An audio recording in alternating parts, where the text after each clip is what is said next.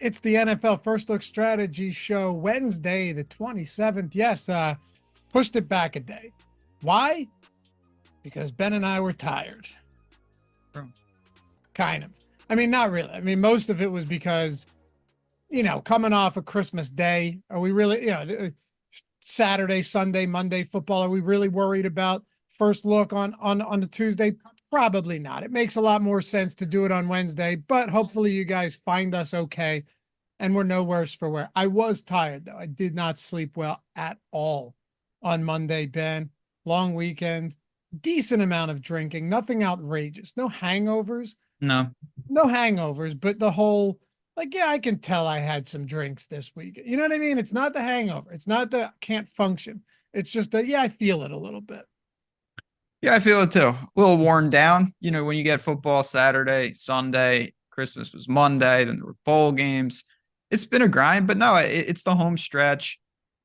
We get a different situation now. We've got 13 games on the It's a main lot, slate. man.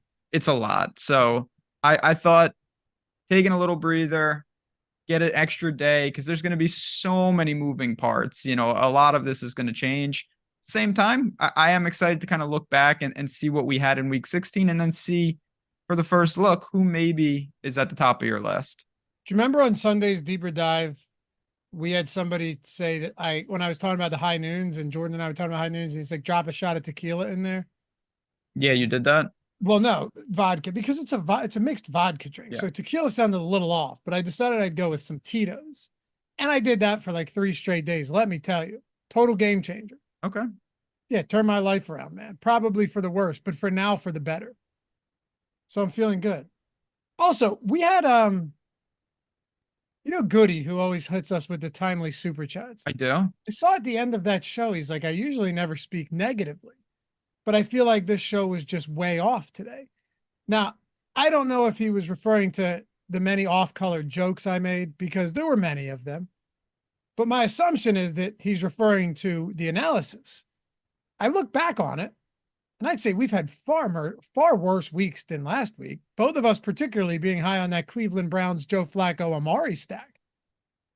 Yeah, I mean, I don't know. It didn't seem out of the ordinary for me. I will say one thing on that show. The quarterbacks probably got glossed over a little bit, but it was more because I really wasn't that high on Dak and Nick Mullins, some of that, and we saw it reflected. So it wasn't a bad main slate for me by any stretch.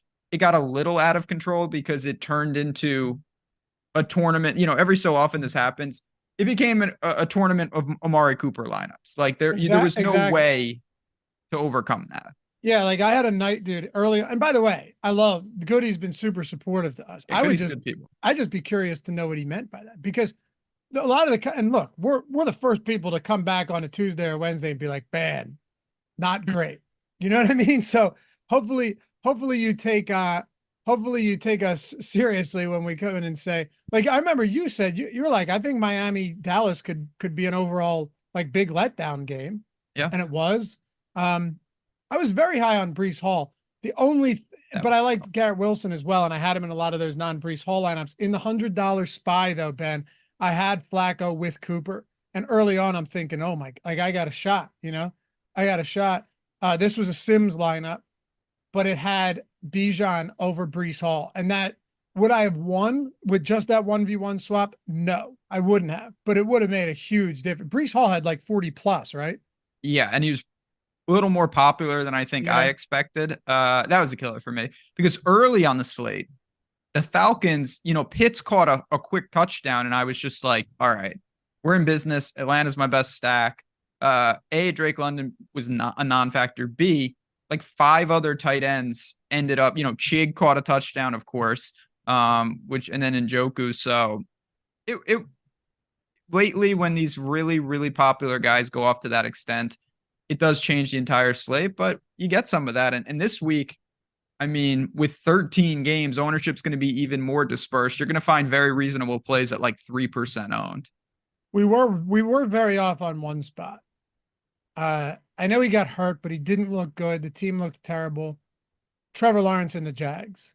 Oh, yeah. And Ridley was fine. The garbage time, like, as bad as it was, like Ridley, obviously he caught a couple. It was it was It was fine, the but they stack looked itself. horrible. The stack itself was bad. Yeah. Very bad. That's a spot I'd love to get back. Hey, what do you say we get into a little goblin of the week? I have one. I hope you do. This is the Nathaniel Hackett Goblin of the Week. I believe next year it will be Goblin of the Brendan Week. Staley. The Brandon Staley Goblin of the Week, right? Correct. We're pretty strong in deciding that already. Yeah, it's solidified, I think. Okay, so even if this isn't your Goblin, I do want your thoughts on the Kansas City Chiefs. I'm sure chat would love to hear that as well. Another really embarrassing loss in a week too, where the Raiders did literally nothing offensively. They did nothing offensively. It was 2 defensive touchdowns in the span of 8 seconds. But my Goblin of the Week, it's got to be Ron Rivera, man.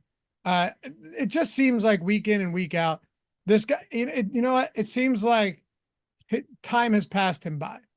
See, he's no longer, he's not long for this league anymore. They are starting Jacoby Brissett, but I wouldn't have been surprised if they went right back to Sam Howell this week.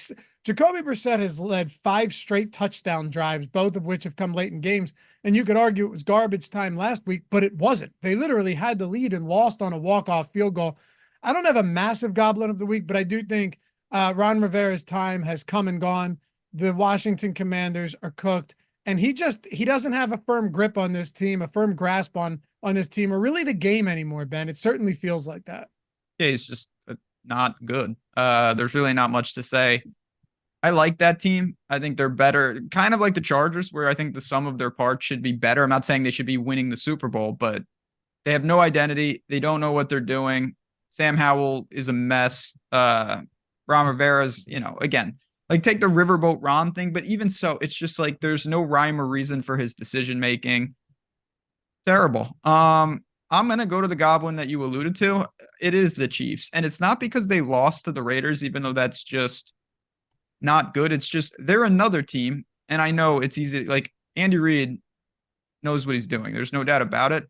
But at times, the Chiefs are so cute for no reason, and you see, you remember some of these really creative plays, and Pacheco scores on a fake end around, and he keeps it, and that looks great. But you also have to remember that they gave up a touchdown on a option read where Pacheco caught the snap and tried to take it and put it in Mahomes' belly and then pull it for no reason. Like there's just no reason to do that. You should do gimmick things when you're the worst team. When you're the better team, you don't need to do that because you're just better. And the Chiefs are, despite what we just saw, better than the Raiders at home. And you don't need to do that. Well, I think they're doing, and I agree with you, but I think that's happening because they simply haven't been the better team lately. I think, what I'm saying is I think they're getting desperate for offensive production, and the play calling would suggest that's the case, right? I mean, they seem desperate right now. They do seem desperate. I get it. And clearly they've got some issues.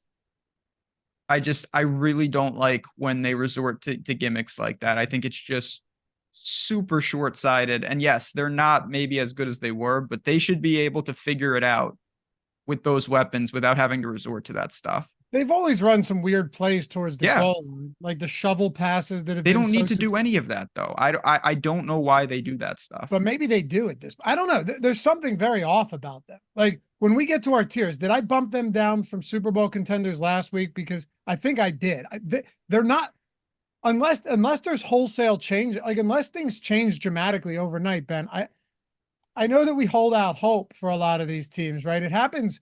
Matter of fact, it happens year over year with a lot of teams where we just keep saying they'll figure it out. They'll figure it out.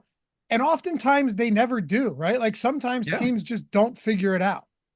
Very possible. And I see chat saying that, but if you think that the Raiders should be favorite in Arrowhead, oh, of course not. No, you have no idea what you're talking about. Like the Chiefs got issues, but it's the Raiders. Give me a break. The Raiders had, what they have, 100 total yards in the game. It's the Chiefs going up against Baltimore, Miami, these teams, they're going to have potentially serious issues and they're going to be on the road. And I don't know if they can overcome them.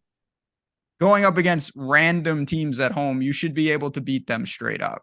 Yeah, you can't tell me who's out there. You can't tell me that like Aiden O'Connell led Raiders are better than the Chiefs, no matter who's out there. Just no, of course not.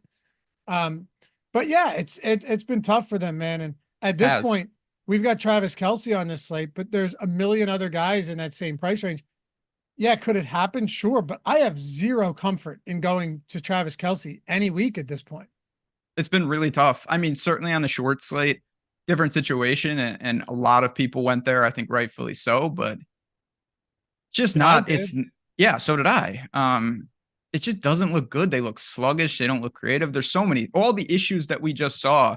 I don't think they're going away anytime soon. So I had a lot we'll of get, Chiefs like mega stacks on so Monday did I. because there were so many high priced players that it felt like the way to win was to get, you know, just these cheap attachments to a good quarterback and hopefully they go off for 40 points. You know what I mean?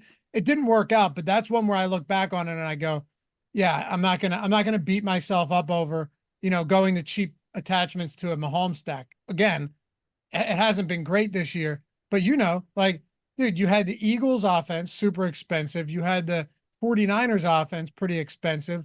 Some pricier pieces in Baltimore, like across the board, pretty expensive day to be playing DFS.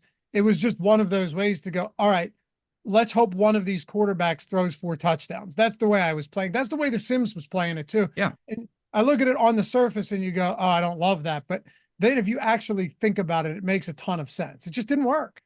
No, and that happens all the time. So we'll see. It'll be very interesting to see where they go. You want to get to the power rankings? Let's do it. Before we do, take a single second, friends. Coming back. By the way, I hope you guys had a great Christmas. Hopefully you had a good holiday and got everything you wanted. But for real, got the new year coming up. That should be fun. Take one single second, hit that thumbs up, atone for your sins on a Monday morning. Show some love to us here on the First Look Show. It helps us greatly. Otherwise, we wouldn't ask. So if you haven't done so yet, hit that thumbs up, subscribe to the channel. We're at 95K, dude. We're 5K away from 100. Not bad. 5K. Not bad at all. We're getting there. We're going to have 2 channels. Yeah. Pretty cool. And hey, if you're watching or listening after fact, leave a comment down below. We try and read and respond to all of them. And if you want to listen in podcast form, you better believe it. Everything's out there in podcast form that has a shelf life, and that includes the podcast exclusive that Ben and I will be doing right after this. Can only be found on Apple Podcasts, Spotify, wherever it is you listen. You won't find it on YouTube. 30 minutes in and out. I personally think it's the most valuable piece of content the two of us do together or have done together all season long, because we're actually looking at what wins tournaments and what is positively, what is positively simmed ROI, what type of lineups make the most sense, what is winning this year. And it's gone a long way for us in roster construction, and hopefully you guys as well. Yeah, for sure. I love doing that. I'm very interested to see what we get to with the slate like this, but who do we got to bounce? What are we doing here? I'm giving the board a once over. I don't see many glaring changes. All right, so I bet the Ravens on Monday. Saturday and Sunday betting was whatever for me, but Monday swept with Raiders. I went all dogs, Ben. I went Raiders, Giants, and Ravens. All dogs. Well, that'll work. It will. Well, some of these lines are big, man. Like I've had trouble understanding why the Eagles are laying double-digit points in any game, and quite frankly, why the Chiefs are in most of these spots either. It's pretty ugly. Yeah, there's no doubt about that. Spreads and who's the better team are not mutually exclusive. Spreads are just a way to level the playing field, to even an uneven matchup. That's all it is. That's why it drives me nuts when people are like, man, there's no way they cover the spread. Well, it's a spread because they're trying to make it a 50-50 proposition. I hear you, fella. The thing that's interesting, some of these teams that are struggling, I don't think you can move them down. Like the Chiefs, the Jaguars, they're going to be in the playoffs. They just are.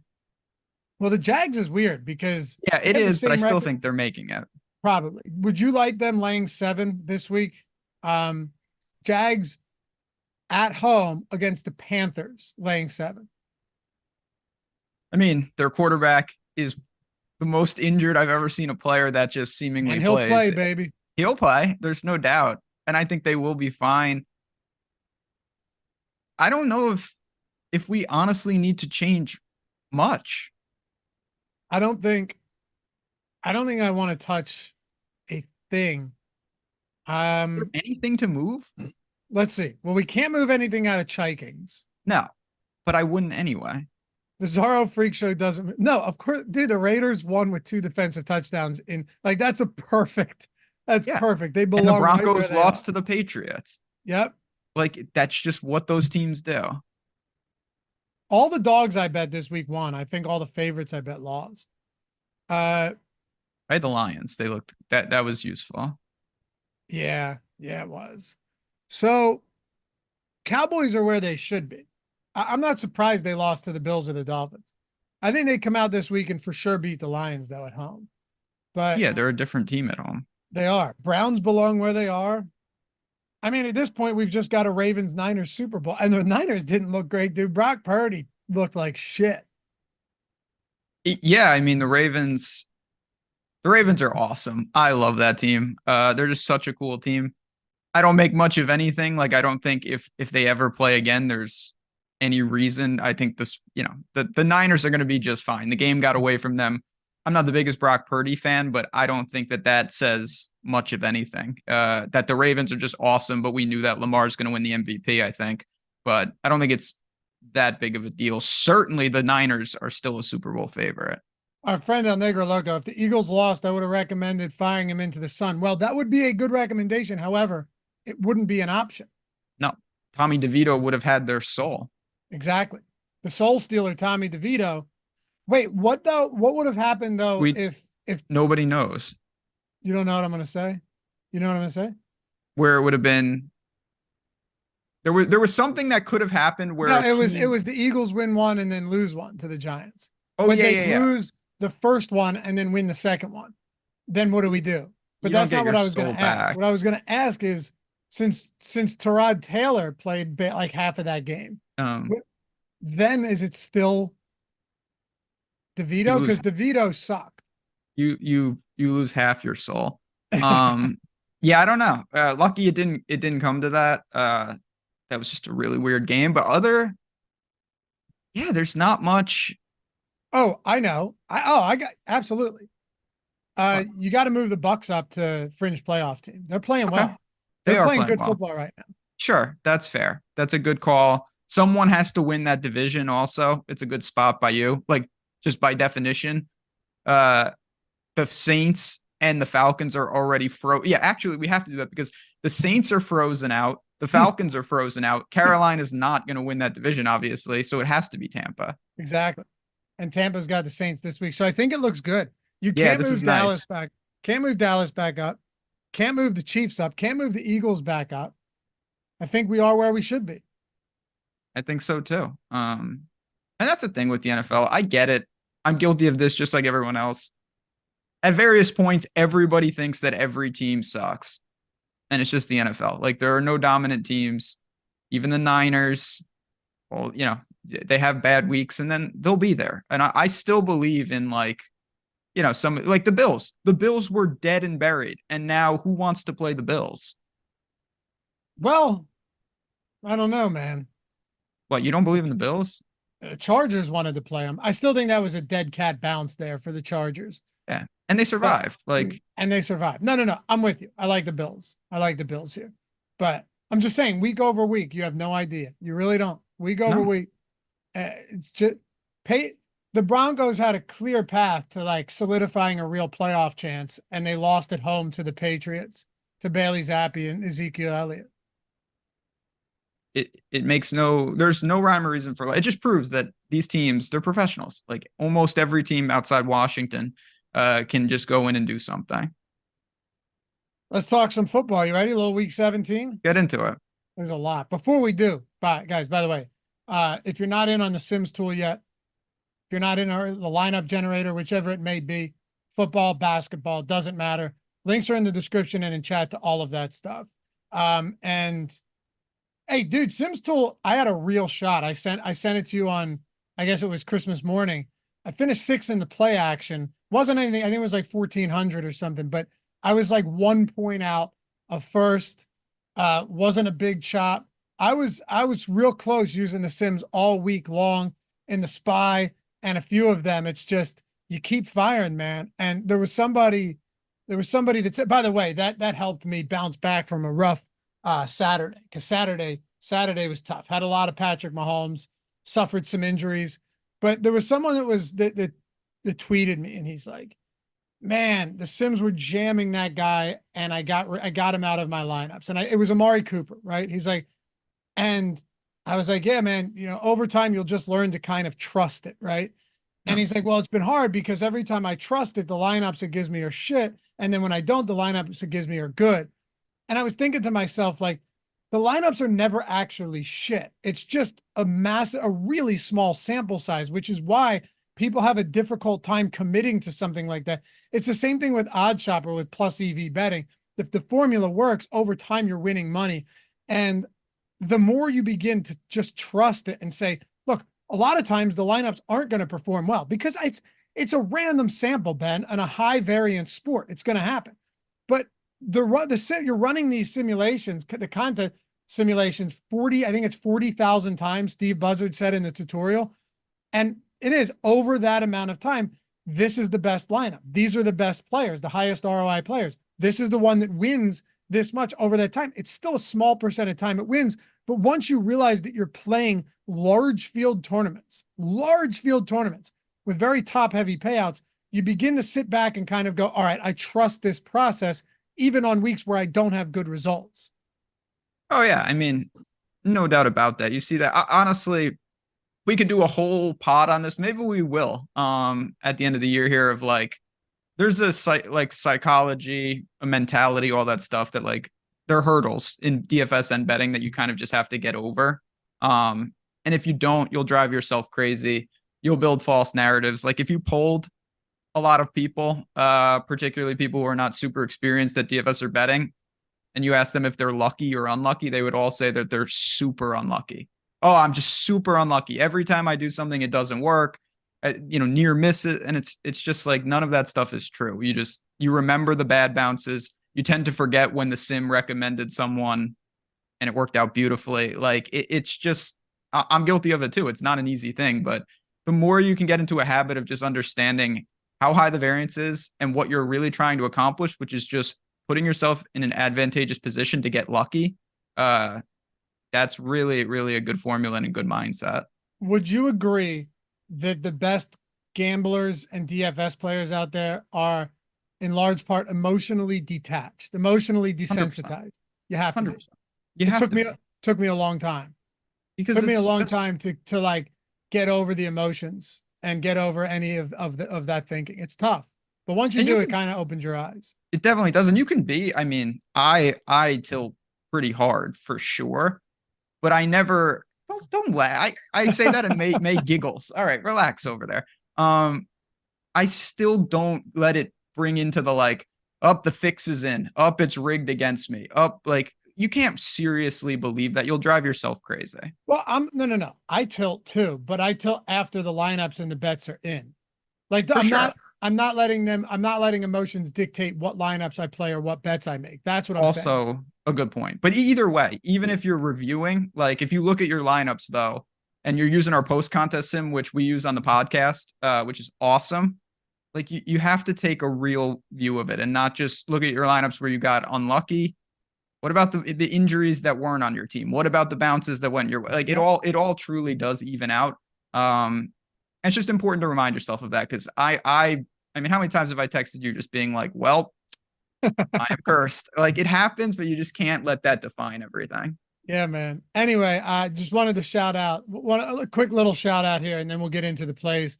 Because whenever we have winners, we love to talk about it. Curtis James, shout out to Stochastic, big win, 7,500 NBA last week, 6,000 in NFL this week, 3-week continued success with the Sims tool and Boom Bust tool, changing my life. So yeah, 6K on NFL, 7,500 NBA. Shout out to Curtis. Congrats, man. And guys, you want to try a week? You've got Thursday, Saturday, and Sunday football this week. Link in the description and in chat if you're looking to do a week or a month or even the lineup generator, whatever it may be. All right, let's talk about quarterbacks here. When I look at this slate, I see a pretty loaded field. By the way, Jacoby Brissett, Tyrod Taylor starting. But at the top, and mind you, CJ Stroud could be back. Brock Purdy, Shanahan expressed confidence that he'd be back. Trevor Lawrence has an AC joint. We'll see. Will Levis, Kenny Pickett to lesser extent, whatever. Those are your injuries at quarterback. Hurts, though, even in games where they play poorly, he's mostly having great performances. Josh Allen this week against the Patriots, Lamar against Miami. That's the game of the week right there for sure. Justin Fields, 7,300. I think to me, I look at Jalen Hurts as somebody that against Arizona at home, despite how bad, and it's the most dysfunctional 11-4 team I think I've ever seen. They're yelling at each other on the sidelines. They're refusing to talk to the media in fear of saying something they might regret. But $8,300 Jalen Hurts against Arizona is still towards the top of my list, man. So quarterback, I think you could seriously make a case this week, and it's partly a product of the 13 games that you want to just pay up, because there's not just one big time name. You've got Jalen Hurts, Allen, Lamar, Mahomes, who obviously is struggling, but he's still Mahomes, if you believe that. I'm not playing. I don't want to play him. Let me put I don't want to play him either, but if this Chief stack is like 2% owned, I will be revisiting that. I'm not saying that's where I want to go. You got Justin Fields as well. Elite options up top. I'm drawn to Josh Allen just because I know that, I mean, as a DeAndre Swift backer, I know all too well that if the Eagles get to the 1 yard line, Jalen Hurts is scoring a touchdown. But Josh Allen is not far behind. Josh Allen has 6 rushing touchdowns in 4 games. The guy is absolutely dominating. Now, the stack hasn't been good, but some of those games were a little weird. I really like Josh Allen once again, pending the weather is okay. Okay. It's in Buffalo, right? Against New England. In Buffalo.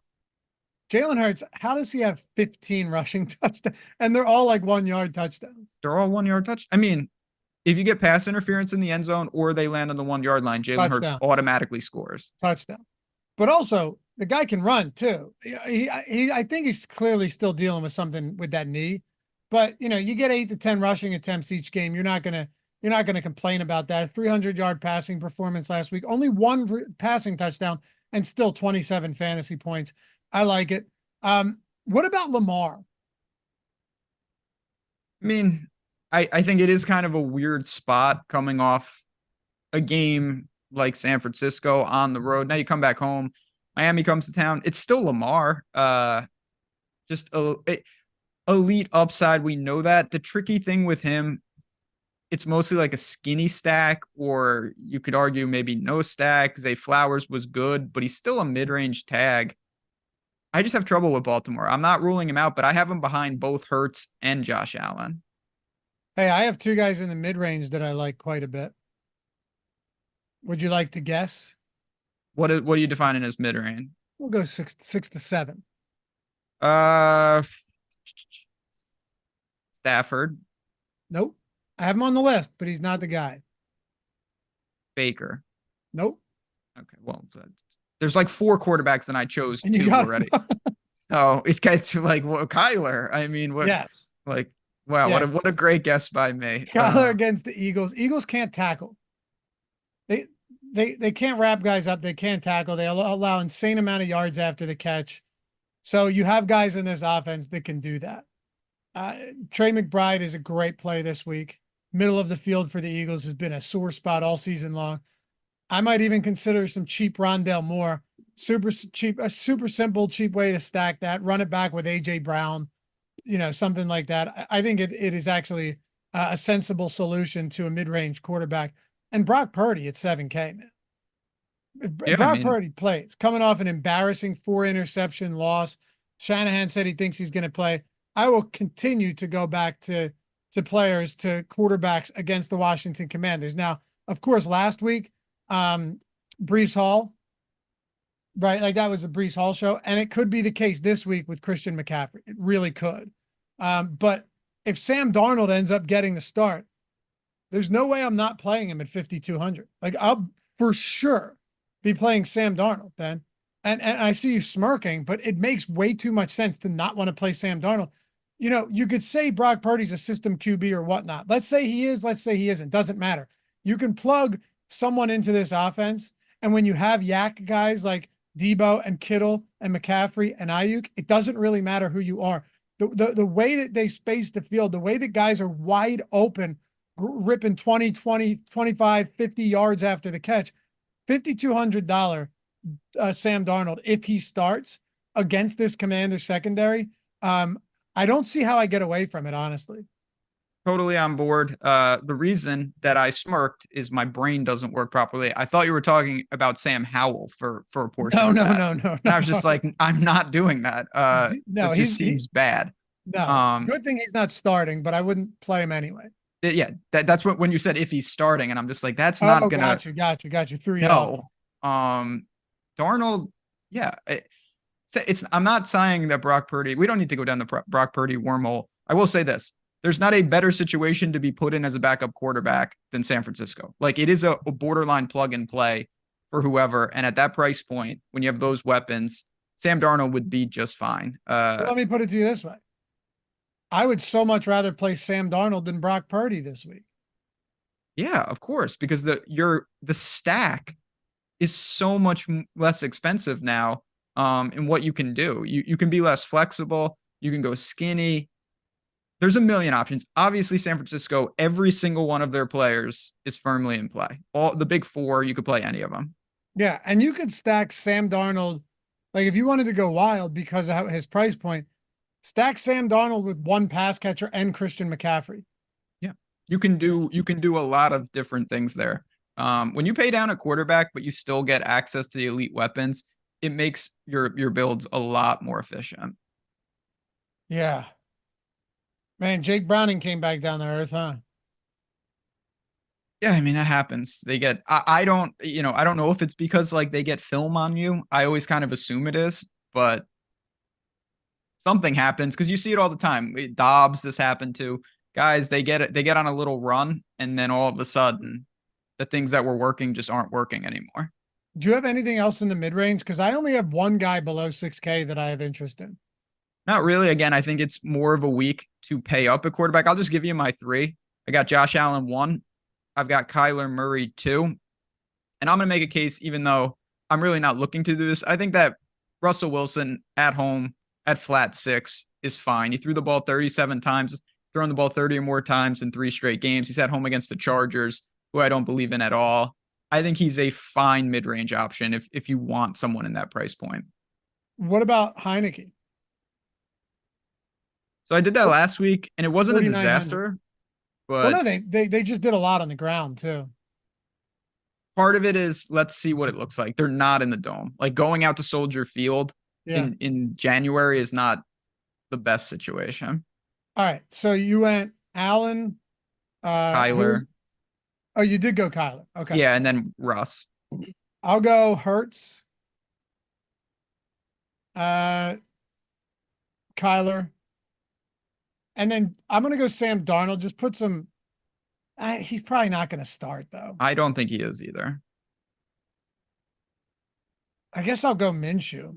Go Sam Howell. No, you know what? Yeah, we'll go Minshew, Gardner Minshew at 5,700. But right now, there's nothing down there that stands out to me. It would be Sam Darnold, and that's it. If he starts, it's about it. Running backs, Ben. McCaffrey, Kyron Williams up top. Rashad White again. It's so funny. It's just like plug in your 20 fantasy points, not 30, no, not 10, every week, not 15. Plug your 20 in. He's at a price point now that's a little bit more complicated, 7,600. And quite frankly, how do you get away from just Christian McCaffrey? We're going to have to find a way to save money. But Christian McCaffrey and Kyron Williams are two guys that just out of the gate stand out. They're two expensive players, but they look so good. They look great. It's just an opportunity cost thing. The more value that opens up, Darnold, pay down wide receivers, other random people, it's going to allow you to go get them because what's there to say? They're the clear 1 and 2. And then I think there's a big list of everybody else. If you have the money, go get them. I think that naturally $1,300 is a huge difference. Like Kyron's going to be my 1. I'll just tell you right now. He's doing everything that you could ask for, and he's not at 996 like McCaffrey is. But yeah, in a perfect world, you'd have plenty of room for both of them, and I don't think that world exists right now. Steve asked, "What about Carr?" I can't do it right. I don't think I can go back to Derek Carr, man. It's such a complicated and convoluted offense that It's he's a good coming spot, off. though. Yeah, it is, and he's coming off a really strong game against the Rams. I understand all of that. $5,500 car is probably fine. Probably fine. But it's tough for me to pull the trigger there. And Taysom Hill's been quiet for a couple weeks. He's going to come roaring back in week 17. There's got to be other reasons why I go to that stack. I'll say that much. It's either like there's no value and I can't make it work. They're 0.1%, which I think is possible. They're not going to be a popular stack. I'm not looking to get there if I can avoid it, but I do think it's a good spot by Steve. That's a decent call. It is, especially with nothing being down there. If you're scraping the bottom of the barrel, Derek Carr against the Bucs makes sense. Middle tier. Would you have any interest in Kamara this week? It's been another tough. It's just this team. This team is tough to get your finger on the pulse. Kind of the same story. Yeah. Not really, because this is not, oh, well, he's, 5,700 and he can catch some pass. Like, you need a game. Yeah. And it's not just you need a game. You need a game that's going to beat White, Taylor, Etienne, Cook. McCaffrey and Kyron are in a different price point, but if one of them explodes, they're going to take one of the 3 running back spots, or maybe even 2 if a lot of wide receivers get there. It's a lot to ask Kamara right now if you're saying he's going to get, 15 touches? I don't think I can do it because there's other guys in that range that look good. Travis Etienne, this might be a buy low spot. And I say buy low because they've lost 4 straight games. Each of the last 3, they were either they narrowed the gap against Cleveland, but they were down by multiple scores. They abandoned the run. They abandoned the run against Baltimore. They abandoned the run against Tampa Bay. Now they're 7-point favorites. Could be a no Lawrence or a hobbled Lawrence. There's no offense to speak of for Carolina. Despite DJ Shark just waking up out of the blue last week, they haven't had much at all. Now you're touchdown favorites at home. You could see Travis Etienne getting back to that major workload here. Keep the ball on the ground against the Carolina team that's allowed more rushing touchdowns than any other team this season. That one does stand out to me as a pretty intriguing spot. Yeah, I get it. I honestly didn't even know that the Jags had lost 4 straight. That surprises me. Yeah, they've been struggling. ETN definitely in play. He is getting, he was in the mid 6s last week, so we got a boost. I don't love it, but I don't really love anything. The way I'm structuring right now, I'll just get right to it. I want one of the big 2, and then I want DeAndre Swift. So one of Kyron Williams, one of Christian McCaffrey. Yeah, and then I think that you could make an argument that Kenneth Walker, Mixon, Swift, Bijan, and Eckler are just as potent as White, Kamara, Taylor, Etienne, and Cook. I don't think that that's that lopsided. I think you can make that argument. What about Devon Achane if Raheem Mostert's out? I know it's a tough matchup, but I mean, he could get a lot of opportunities in this game, and he's good. He's very good. He needs to consolidate the volume, though. I will not play him if Mostert's in. No, I'm saying, what if Mostert is out? Yeah. That's what it's just, it has to be an if statement for me. There's no like, oh, well, no, he has to be out. How about James Cook at 7,100? Man, he let a lot of people down last week coming off a huge performance in week 15, then just nothing. What do you have, like 66 rushing yards, and that was it? Now you're double-digit favorites against the Patriots. Yeah, I have no strong issue. It's just Josh Allen rushing upside. Cook, we saw it, but like Saquon is right below him and all the guys I listed. I think I'm going to try to steal some money here and go to the 6s. And another issue is like for not just workload like you were talking about, but his prices come up. That's what I mean. It's the margins are thinning while the 13 games give you more price points. Yeah, Pacheco is hurt. We'll see if he passes protocol. If not, Edwards-Helaire.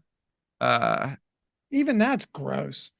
Well, we got to see who else is back there. Like, is McKinnon is he completely gone? I don't have the injury in front of me. He's on IR, so he might just be completely done. Okay, yeah, he's not coming back. Yeah, not this week. But like, it's the Chiefs. He would be a pay down option and a popular one. So would Zamir White, but I think Jacobs probably goes if he doesn't. Zamir White looked awesome. He looked really good, man. What are you, 160 plus rushing yards in that game? He was great. You're probably right that Edwards-Helaire would be viable. Let me ask you this. Let's play a game here. Okay, so Saquon Barkley or James Cook? Saquon. Bijan Robinson or Travis Etienne? ETN. DeAndre Swift. Doesn't matter who you're saying in the sevens. It's Swift. Swift. Going back to that, huh? Great. He's a great player. And eventually he's going to fall in the end zone. Like, I know he scored, but he could have had 3. Yeah, I tweeted during that game that if going down at the 1 yard line was a touchdown, he would have broken the all-time record weeks ago. It's every week. I had the anytime touchdown on him last week. I overloaded in Showdown. He literally went down 3 times at the 1. I think he went down at the 1 multiple times against the Giants, right? Yeah. But the opportunities are there. And that's the thing. Like, everyone said, this is why I keep going back to him, and this will further your point. Everyone goes, yeah, but Jalen Hurts rushing touchdowns. Yeah, but Swift gets a lot of goal line work and a lot of opportunities inside the 10. It just so happens that, and look, we joke about going down at the 1. So much of that is just bad luck. Like, so much of that is pure randomness. If you're going to tell me that, they're big favorites at home against Arizona and that he's going to see another 4 or 5 opportunities inside the 10 and he's coming off a 20 carry game, you kind of just have to go back there. Absolutely. Yeah, look at Tony Pollard. Tony Pollard was, I've never seen a guy fully in the end zone before and not score. So if you think Swift was bad, did you see that play? I'd never seen a guy, it looked like he was returning a kick the other way. Like, the only thing outside the end zone was the ball. But yeah, all that stuff. It's a good price point for Swift. He's going to be a very strong play this week. Give me your 1 and 2 tiers, upper and mid tier, before we get to the lower tier. Kyren and Swift, no doubt about it. Kyren and Swift? Yep. All right.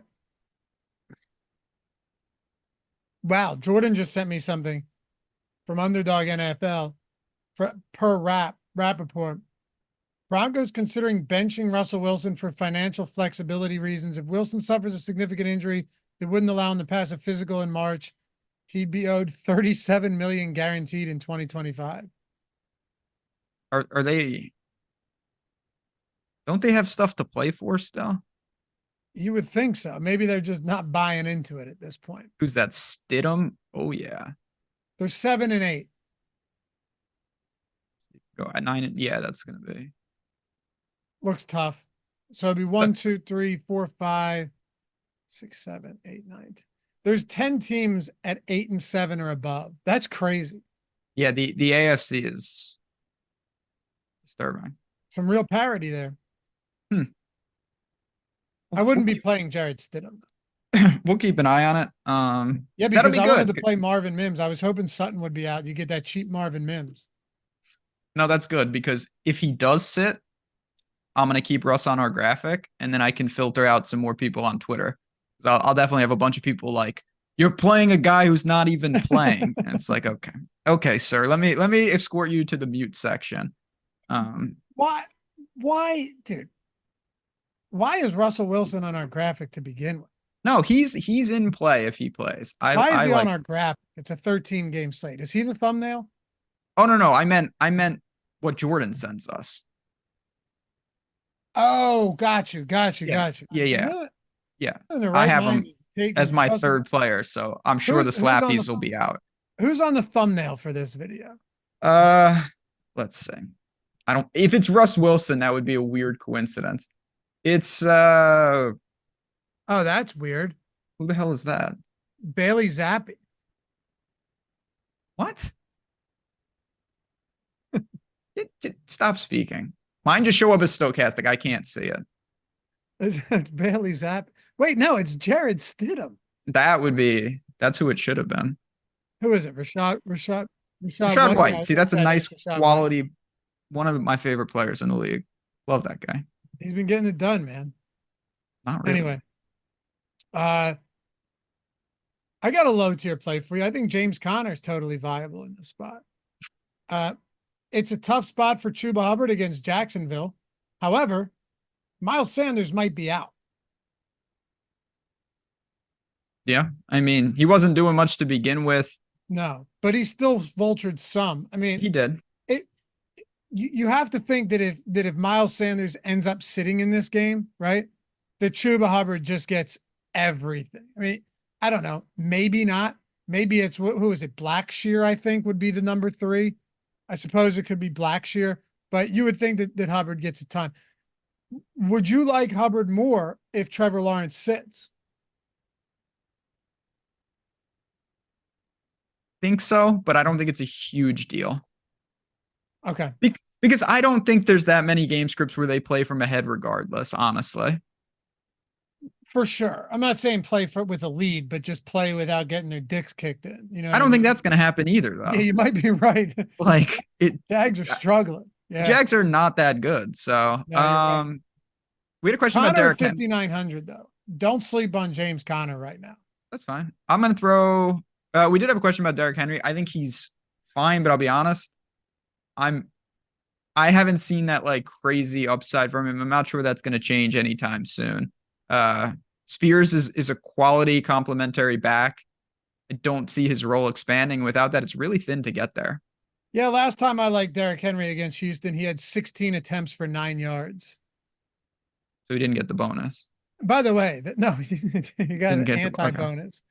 By the way, I'm not saying it's a bad spot because I still think it's a good spot. Like we just saw Houston get rolled, right? I mean, rolled.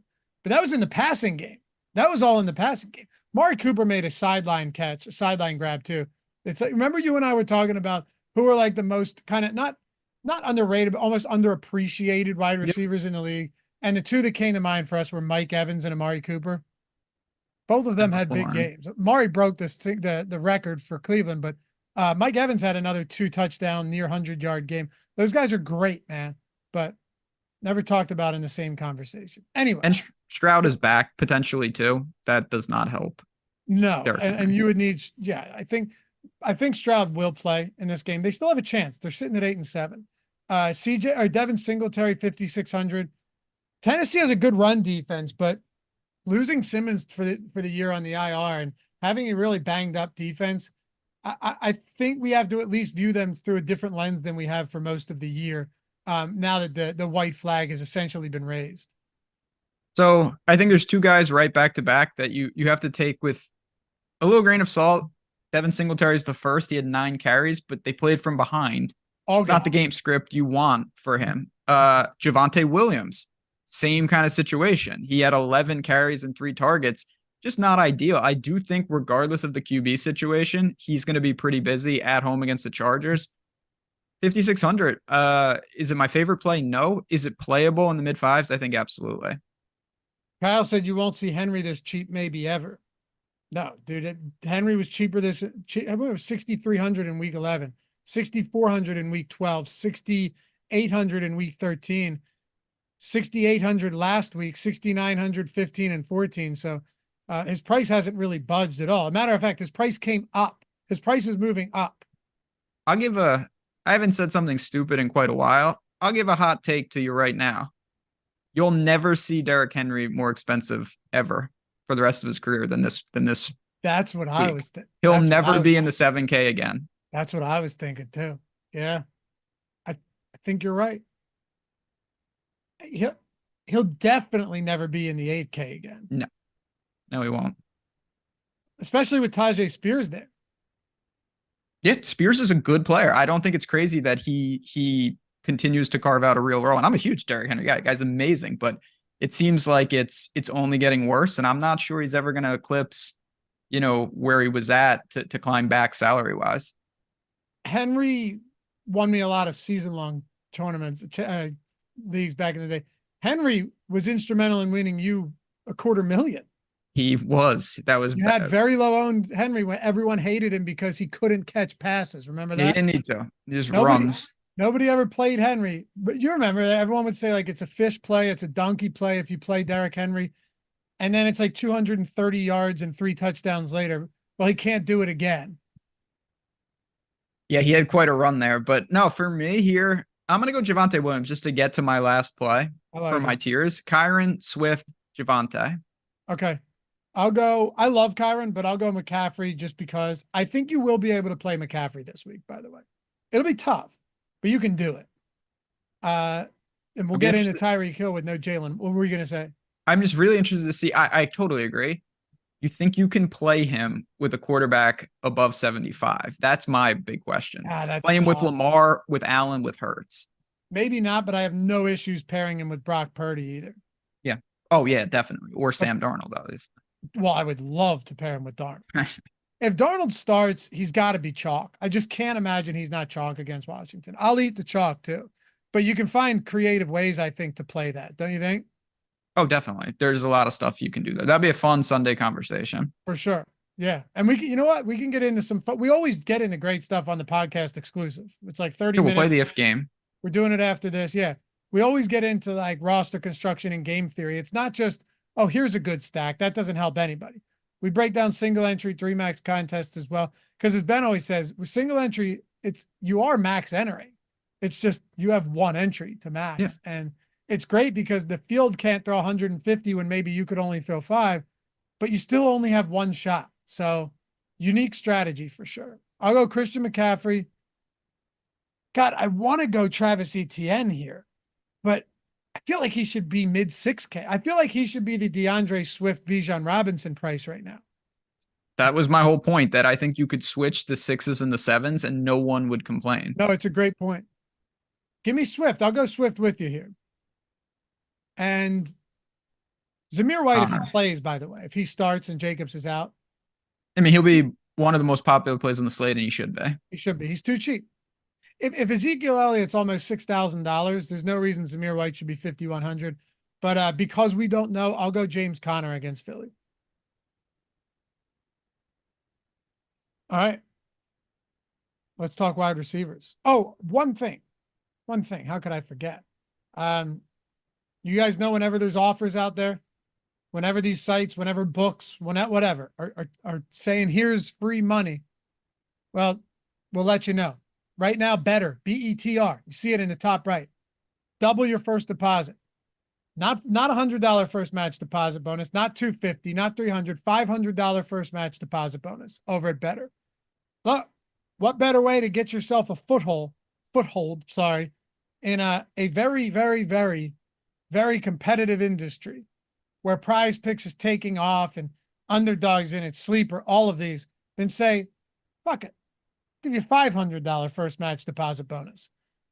And you get free squares over there as well. So if there's one thing that I've said once, I'll say it a million times, guys, just jam this into your heads. It's the same thing we talked about earlier when we were saying how like you should have no emotional attachment to the lineups that you make, right?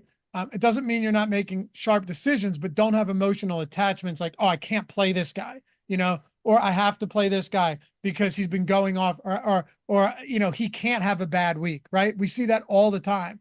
Or with betting, the emotional attachment, just make the bets, make the plus EV bets where the true odds are better than the odds that you're getting.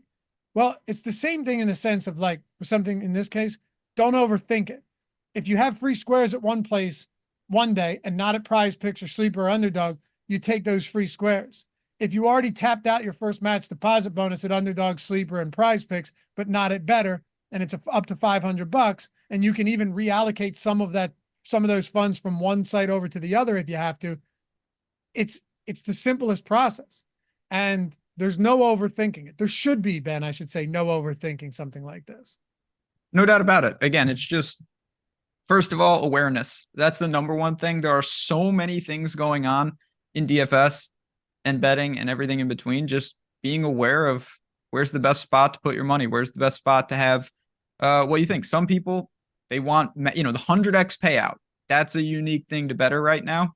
If that's what you're looking for, that's obviously a site that I think you're worth exploring. If you're looking for something else, there's so many things out there. So I've seen this a lot. I also take a litmus test. I know it's not the most accurate thing. I don't know about you. My Twitter, the amount of people I have seen on Better lately, it's just like on my For You. A lot of people have been using this and these inefficient platforms. There are opportunities out there. So Well, yeah, because I mean, you saw the same thing with ESPN Bet, the $250 Exactly. They're taking these bonuses. That's the way it works. Link in the description, chat, if you're not there yet. And Jordan just hit me up with this free square on Patrick Mahomes this week, over a half a passing yards, over a half a passing yard. Wouldn't say it's a lock at this stage of the game, but no, I'm kidding. Over a half a passing yard, free square. So if you're looking to 100x, well, plug that one in, and you've already got one win. Even if you're playing two leg lineups, you already have, now you need one. Now you need two of three. Three of four. These free squares are massive, the payoffs that you're getting from them. Shuffle them around. Make sure you're on all of them and you're getting the free squares and the bonuses. Check it out in the description or in the chat if you're not there yet. Wide receivers. Tyreek Hill, $9,300. AJ Brown, $8,600. I love AJ Brown this week, by the way. I think this could be like an AJ Brown explosion week. Then you have a bunch of other guys. It was hard to do tier breaks on this, Ben. I went 7,500 and up for the top tier. So like Pittman, Chase, Debo, Nakua, Cup, AJ Brown, Tyreek Hill. It's tough because as good as that Baltimore defense is, Jalen Warren likely has Jalen Waddle has a high ankle sprain, and it's probably going to be the Tyreek Hill show. But up top for me, and Cooper Kupp's got a good matchup as well. But up top for me, it's AJ Brown and it's Debo Samuel right now. No doubt about it. I'm with you. When I mapped out my list, AJ Brown he's number one for me. 8.6, just good price. Still getting the targets at home against Arizona. It just checks a ton of boxes. My bigger question is what to do with Diggs. Been trying this a little, and I mean, he's just, it's not really happening. And there's almost like no sign that besides him just being Diggs, that it's going to happen. So that's just a very interesting wrinkle because I do like Josh Allen, but I am with you up top. AJ Brown is the guy that I want. Okay. I love him. I love him this week, and it has been like a squeaky wheel gets the grease situation on that team all year long. He's frustrated again. I don't even think on targets. I think play calling. I think they're just frustrated on a lot of fronts, right? He said, if you don't have anything good to say, don't say anything at all. That's what he told the media after a win against the New York Giants. They're traversing rocky ground there in Philadelphia right now, but it is what it is. He's a great play. I love Debo as well, though, Ben. Like Debo, just the yards after catch against this Washington team. I like Ayuk too, though. Like Ayuk at 7,000 is a great play in the mid range. Yeah, no doubt. And the thing about Debo too. By the way, Jared Stidham is starting. Oh, good. All right. Well, Jordan, can we throw? Let's see. Give me Baker Mayfield 6.1. Okay. Thank you. Yeah, there's no doubt about it though. Looking at Debo, you're going to get some games like that just by the way he plays. Now, he actually, ironically, was busier. He had 12 targets against Baltimore, which is very atypical for him. He's more of like, oh, I'll get 6 targets and just have 300 yards. But Debo is Debo, most explosive player on the field, no matter who they're playing. He is surrounded by 4 Q tags, 2 above, 2 below. I think that is a negative for him, just because it's like, oh, I need someone in that range. Everyone else is hurt. I'll play Debo, but we'll see who is available when the dust settles. Top tier, you're going AJ? I really am. All right. I mean, I love that, but I'll go Debo just because. Like AJ would be my guy there, but I'll go Debo because, why not provide a little bit of variety here? If CJ Stroud is back, I love Nico against Tennessee. I would pay $7K for Nico Collins if CJ Stroud is back in action with Tank Dell out. That's fair. Calvin Ridley, if Zay Jones, I mean, that's another spot. You'd have Trevor Lawrence, though, it's scaring me because he'll play and might not be close to 100%. DJ Moore, really rough game. You know who I like? I'll give you a guy I like. And this is actually semi-narrative based. Let me get your thoughts here. So Mike Evans is so good. But anytime this guy goes up against New Orleans, it is the same result. Time and again, it never changes. Mike Evans struggles. Now, Marshawn Lattimore, though, is on the IR, So does that change things? Because if Marshawn Lattimore was healthy, I would love Chris Godwin in a spot like this. I still kind of do like Chris Godwin, though. I still think this could be one of those Godwin spots that looks pretty decent. With that in mind, though, the one guy that I would go to in the mid-range that I really like, I went Debo earlier. I would love to go Ayuk. Like, honestly, Ayuk is, as a field stretcher, I like Debo is a yards after the catch guy. You can kind of do anything, right? Like true gadget, but like a real gadget that anything works. So I'm going to actually switch. I'm going to go AJ Brown number up top, and I'm going to go Brandon Ayuk. I don't want to go two 49ers. No, I'll that go makes AJ sense. Brown top tier and Brandon Ayuk at 7K. I think that's a great price on Ayuk. I'll go AJ Brown 1. I'm gonna go Calvin Ridley. I know that whoever's throwing in the ball, but he's still Calvin Ridley. I like the spot. Lawrence can get him the ball. Even if it goes poorly like it did last week, we saw Ridley. I mean, he caught 2 touchdowns. You're going to get there, but I like him in the 6K range. I think that's a fine call on Godwin. No doubt about it. It's funny. Like he had that explosive week when no one played him. And then it's like, oh, he came back to earth. Nothing changed. He had 11 targets against Jacksonville. It was just not as opportunistic. I'm going to continue to look to him. I have no problems with that. I think where I start to struggle is for my cheapie. Zay Flowers is down there. George Pickens, who it does feel a little chasey because we know the floor with him is like 2. But I still think that when you have a guy that can get you those type of ceiling games, he is the Gabe Davis of 2023. Like he's doing the Gabe Davis. He has 3 games north of 25, and he's got about 7 games less than 10. What's his price point at? 5,300. I'm willing to embrace that. Coming off a monster performance. That part isn't ideal because with these guys, I don't think there's any correlation.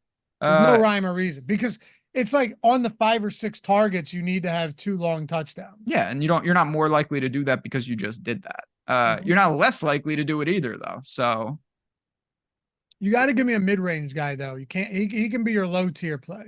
My mid range is definitely Ridley. Okay, it is Ridley. Gotcha. Yes. Okay. I'm going with Ridley at 67, but I'm going with George Pickens. He's just a player. And I still think when you have home run upside, you can embrace a guy whose floor is terrible. I'm with you. I have him listed as well. I wanted to go Marvin Mims if Wilson was in there in the event that Sutton missed. Yep. Like $3,500 Mims to me would be a great spot. And yep. But I would take now, what's that? Yeah. The Denver thing shook up a lot. A lot. It's ugly. Do your thoughts change on Javonte Williams? No.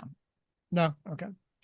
It's unusual that you and I get news on a first look show. That is shocking. Wednesday, but still. If Pittman's still out, like this is one of those spots where concussion symptoms reemerge after you've been cleared. I wouldn't be at all surprised if he missed another week. Alec Pierce is 3,900. Downs is 5,400. Demario Douglas is 4,300. Parker Washington, if they have absences there, is 3,800. What do you think about Cedric Wilson if Waddle is out? Well, Waddle's going to be out. Yeah, I think you can do it. I'm hoping that more value will open up. Maybe I'm splitting hairs, but like he's not the min. Like Shark is down there.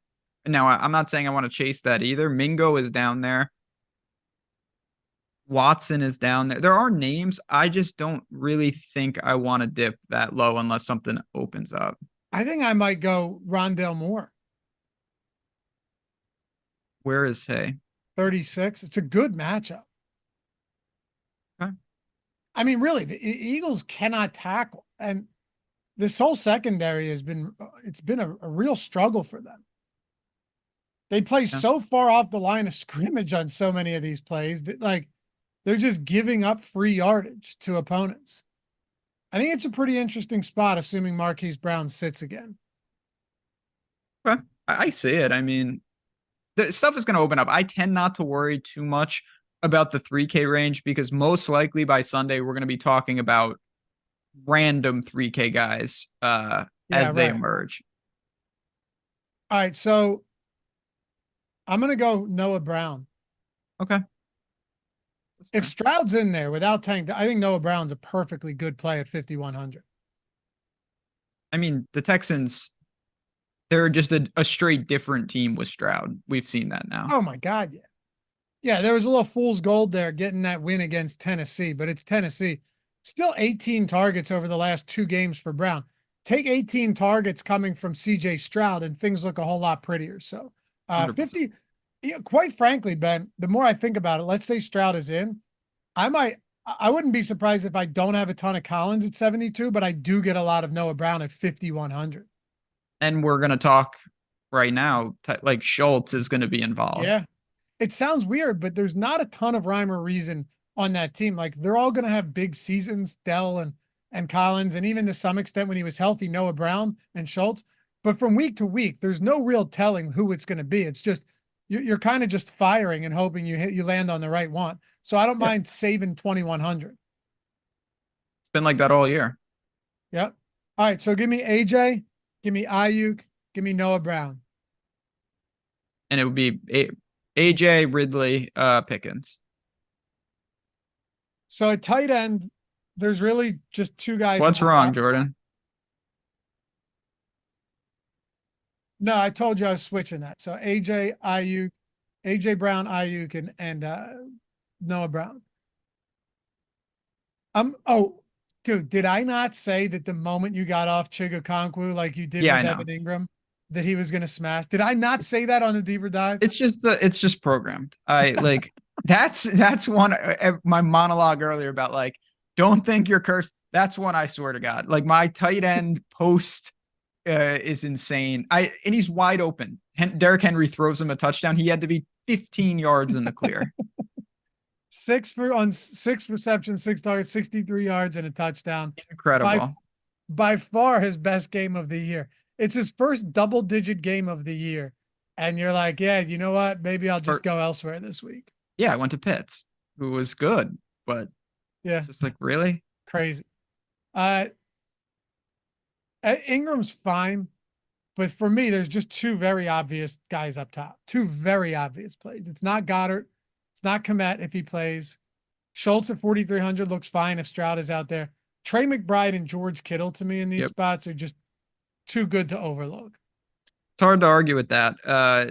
You're just accessing really good spots. Either with McBride, obviously it's a bad team, but he's going to be busy. With Kittle, you're just accessing Washington, and the Niners is a game we want to target. Kittle's my 1, Schultz is my 2 right off the bat. I think they're like pretty clearly my 1 and 2, honestly. I don't have a lot of pivots, particularly for Schultz. Like Waller and Likely are fine, but I'm not even close to saying that I want them over Schultz.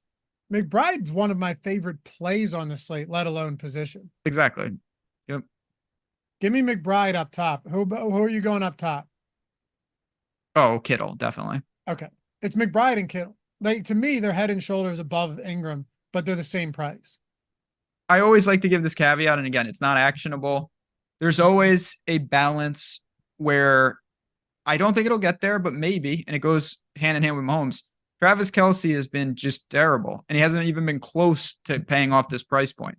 If Travis Kelce at home at flat 7 is like 2% owned, I will seriously consider forcing some in. You know, before this show, I made it a priority to ask you about him, and I forgot to ask you about him. So I'm glad you brought that up. I don't have him as someone right now that I'm particularly interested in paying up for.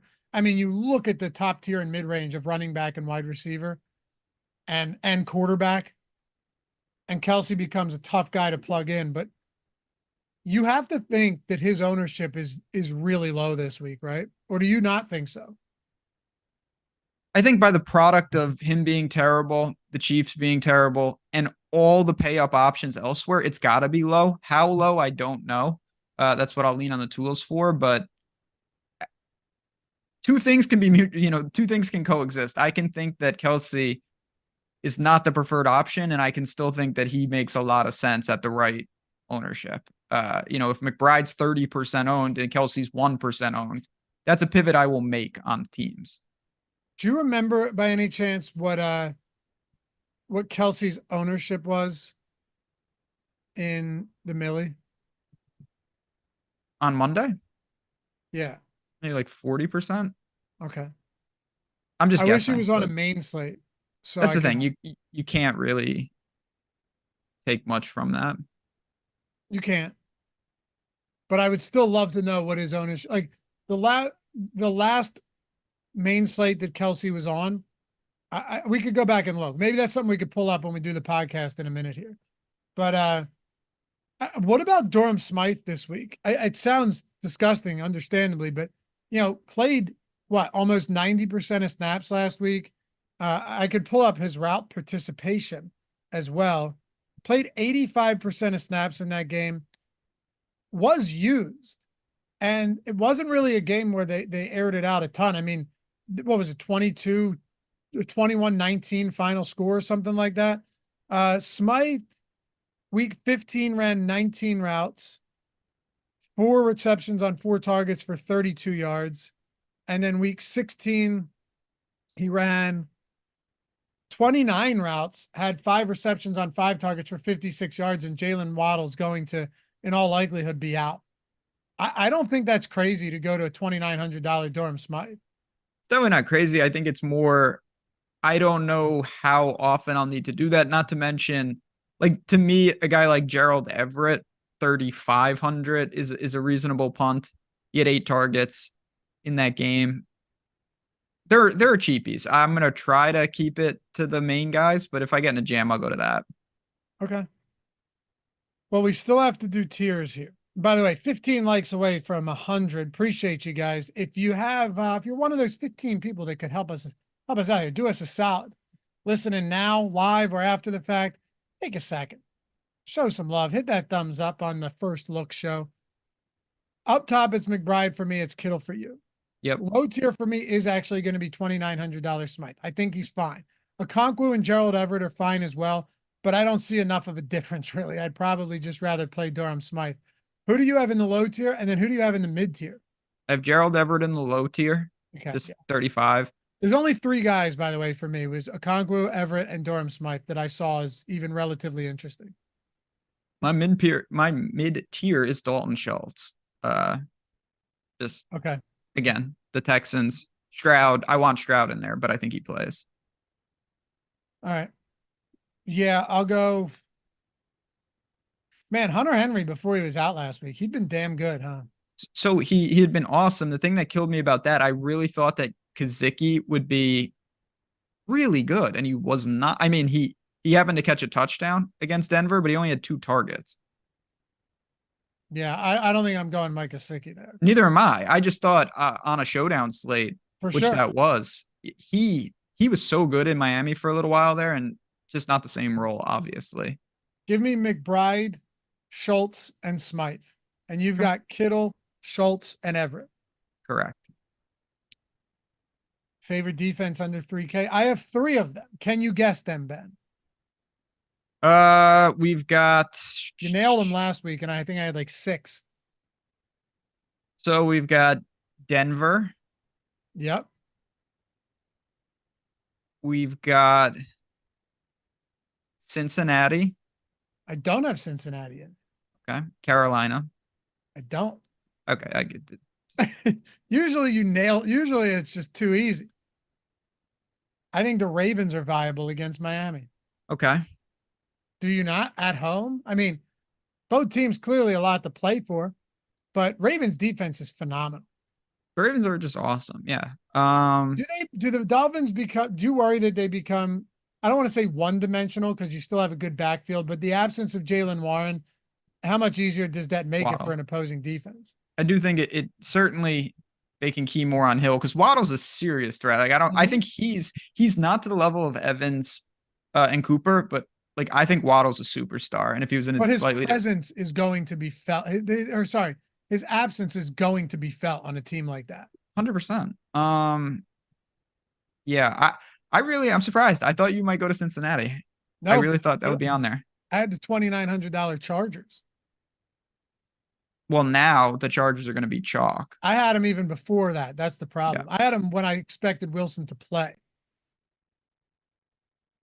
For everyone that, and I'm listen, rightfully so. If you think the Chiefs are that dysfunctional, I don't know why you wouldn't go back to Cincinnati.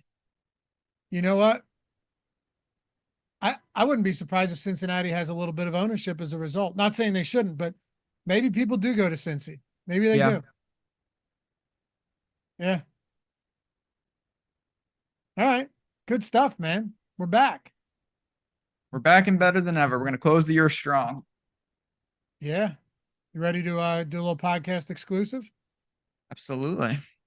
Let's do it. Guys, free square on Better. Patrick Mahomes over half a passing yard. Up to 100 extra entries. $500 first match deposit bonus. Bing, bang, boom. What a way to get in. Link in the description and in chat if you're not. And by one other thing, I've been getting a lot of questions in DMs. And by the way, they're open. Feel free to always hit me up. I'm happy to help you guys with any of that. On the Sims tools, if like just questions on, I just signed up. I'm not necessarily sure how to use them. So I've been sending them the tutorials because they're super. I used the one with Steve and Greg when I first started using it, when we first came out with the NFL one. For some reason, the NFL tab on the Sims or the NFL page for Sims didn't have the tutorials up. NBA did. I talked to our devs and they got them back up. So like if you're on the Sims and you're new to it, look in the top right where you see help and all this other stuff. There's now a tutorials link that'll take you to all of the tutorials. But my DMs are always open. Happy to help, especially if you guys are new with these tools. The Sims specifically can be a little bit daunting until you take a few minutes and it becomes really, really easy. It has saved me so much time, dude. Oh yeah. It has saved me. I'm playing, by the way, I'm playing every slate now. Like where with basketball, I could barely ever play.